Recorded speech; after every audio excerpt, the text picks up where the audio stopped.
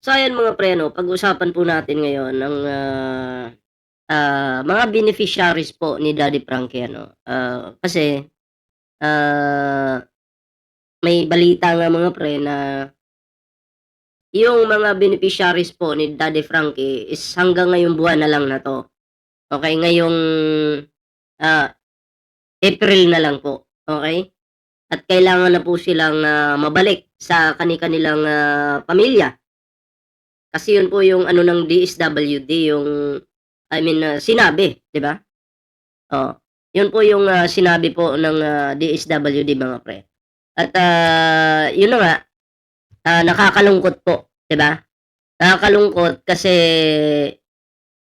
baka mamaya kung mabalik yan sa kani-kanilang pamilya hindi pa totally magaling yung mga yan, eh, baka bumalik sa dati, 'di ba? Oo, eh, yun yung nakakatakot po. Hmm, 'di ba? Yun po yung nakakatakot mga pre. So, pinagbawalan na po kasi si Daddy Frankie, okey?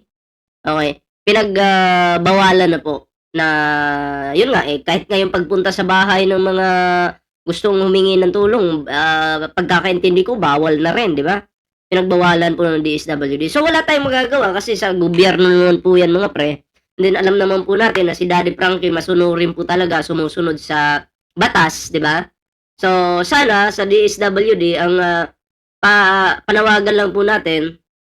Okay, lalo na dito kay, sa pinaka-head ngayon ng, DSWD na si Rex, Gatchalian. Siya yung kasalukuyang secretary ngayon mga pre 'no, oo. Eh, sana naman po itong mga beneficiaries po ni Daddy Frankie, eh, 'pag nasa sa kani-kanilang pamilya na 'no, eh, tulungan po ng ating gobyerno, 'di ba? Oo, kasi si Daddy Frankie po, eh, tinutulungan naman po niya 'yan. Yung iba po kasi diyan nakakatakot baka mamaya, eh, hindi pa totally magaling, nasa 50% pa lang yung, recovery niya 'no. Eh, sana po nananawagan po tayo kay Rex Gatchalian, okey, na tulungan po yung mga nasimulang tulungan ni Daddy Frankie, okey? Para naman, eh, hindi na po sila bumalik sa dati. Okay, yun lang naman yung ating, panawagan, 'di ba? Oh, kasi baka mamaya, eh, kukunin ng DSWD bibigay dun sa pamilya, baka mamaya, eh, wala rin kayong tulong na gagawin. Eh, mas maganda sana magtulungan po si Daddy Frankie, DSWD para masaya po, 'di ba? Oh, eh, nandiyan naman kayo, eh, 'di ba kawawa naman po yung ano, yung, mga beneficiaries, 'di ba? So, dahil, kukunin niyo at ibabalik niyo sa pamilya niyo, um, magtulungan po sana, 'di ba? Oh, eh, alam ko naman, eh, gagalaw naman sila, 'di ba? Oo, eh, 'yun lang po yung panawagan, 'di ba? Eh, yang problema dito yung mga walang pamilya, okey? Katulad ni Bandam, oh, eh, 'pag dinala yan sa kinuha yan ng DSWD, alam niyo naman si Bandam tumatakas yan, babalik at babalik pa rin yan kay Daddy Frankie, patay tayo diyan. Oo, 'yun yung problema, 'di ba? Oh, pero kilala naman natin si Bandam, 'di ba? So 'yun lang, at eto pa mga pre, oh, si Oliver naman, oh, 'pag binalik kay Ansing 'yan, kasi ilang buwan na lang, eh, ilang araw na lang, 'di ba? Matatapos na yung palugit ng, DSWD, ilang araw na lang. Eh, 'pag nabalik kay Ansing wala pang bahay si Oliver kasi tinatrabaho pa po ni Daddy Frankie, okey? Pinapabunot po yung mga ugat ng ano, ng, kawayan. So, tinatrabaho pa po ni Daddy Frankie at sinisigurado po yan ni Daddy Frankie na maitatayo po yung pabahay na yung bahay niya para kay Oliver, okey? Ang kasuhan lang short na sa oras mga pre, oo. Eh, 'pag kinuha yan ni, ng DSWD ihahatid diyan kina Ansing, sana naman itong si Ansing alagaan naman ng maayos itong, kanyang kapatid, 'di ba? O ipagluto ng, healthy na ulam katulad ng gulay kasi si Oliver kumakain naman ng gulay yan, eh, 'di ba?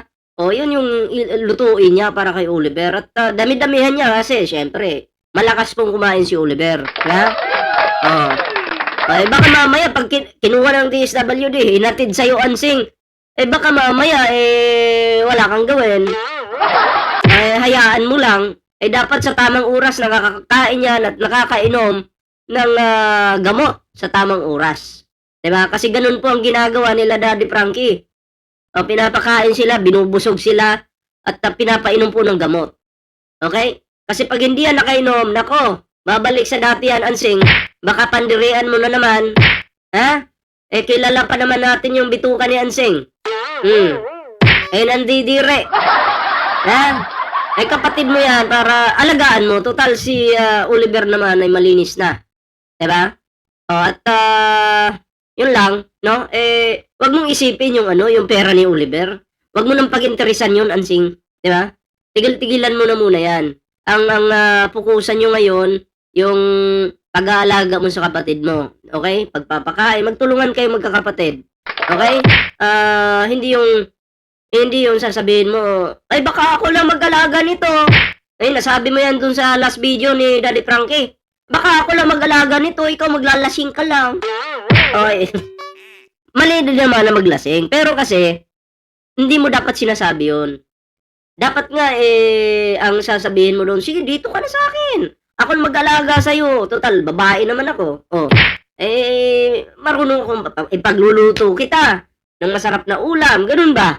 Hindi yung sasabihin mo, baka ako lang mag-alaga nito. Ayun yung problema. Ayun yung mahirap, Ansing, ha? Matanda ka na, dapat alam mo na yan. O, hindi ka na dapat pinapayuhan Ansing! Alam mo na dapat yung gagawin mo. Alam mo na dapat yung mga hakbang, no? Kung ano yung mga nararapat na gawin dito kay Oliver. And syempre po, kahit sana po ito dahil sa pilitan talagang kukunin ng DSWD itong mga beneficiaries ni Daddy Frankie, dapat may weekly monitoring po sila sa mga nasa recovery pa lang ng mga beneficiaries ni Daddy Frankie at tinutulungan po. Okay? Hindi yung kukunin lang tapos papabayaan na dun sa mga kamag-anak or kapamilya, ay mahirap yun. Monitor nyo pa rin po. Okay? Kapag nakuha nyo na, ay monitor nyo. Magtulungan po, di ba? So, yun lang naman. Nakakalungkot man po ito, pero yun talaga, ganun talaga yung batas sa ating Pilipinas, ganun talaga yung gobyerno, no? Pero hindi naman po tayo kailangan magalit sa gobyerno.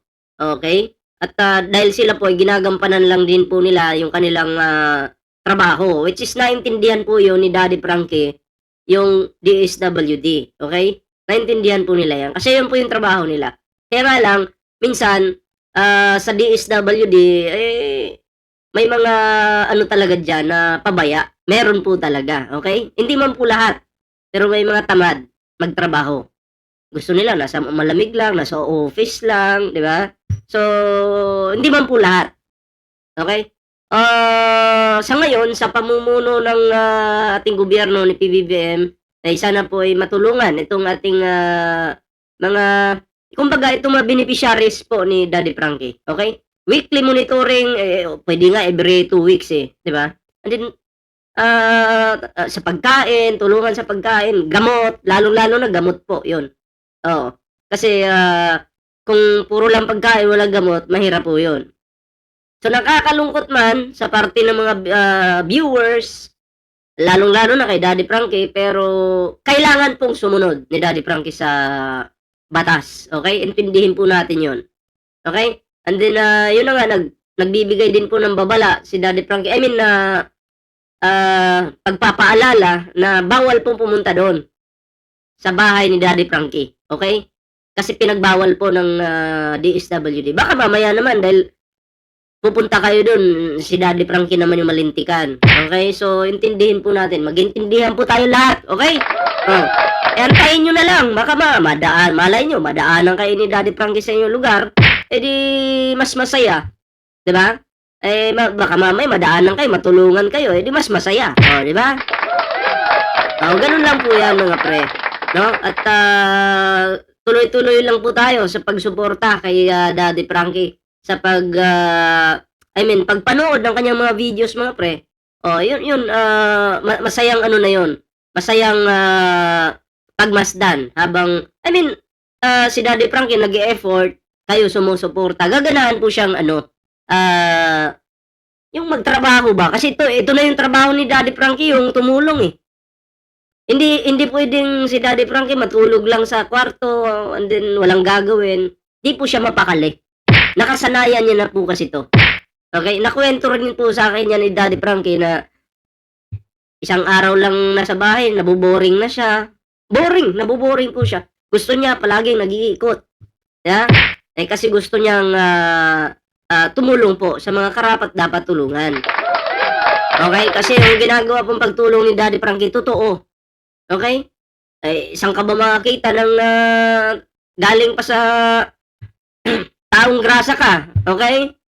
Madumi ka, halos diyan ka na dumudumi sa iyong short, aampunin ka niya, tutulungan ka niya, papakainin ka niya, papainumin kang gamot, ipapagamot ka hanggang sa gumaling ka. Saan ka? Hindi na po yan scripted. Oh, ayan po ay totoong pagtulong yan. Okey? Yan po ay, masasabi natin na, nasa puso ni Daddy Frankie, 'no, yung kanyang mga ginagawa. Isinasa puso niya, okey? Yun yung totoong pagtulong, 'di ba? Hindi yung love team. Oo.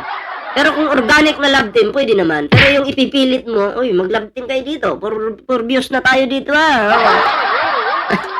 Oh, tayo ay, kailangan, "Uy, may magandang babae. Uy, love team ko 'to sa aking, kamag-anak." Ano yun? Ano yun? Ha? Love team na labanan? Pero kung organic lang na love team, oo, walang problema dun. Okey, kasi wala naman sa sapilitan dun, organic. Eh, sa kabila sapilitan, eh. Eh, love team kita kay ano, pinag-awayan pa nga nila yan, eh. Kasi ewan ko ba, kaya may love team, okey, para may sponsor kasi kukuha kang maganda. Oh, kukuha kang maganda ta's, kamag-anak mo pa. Ay, anong tawag diyan?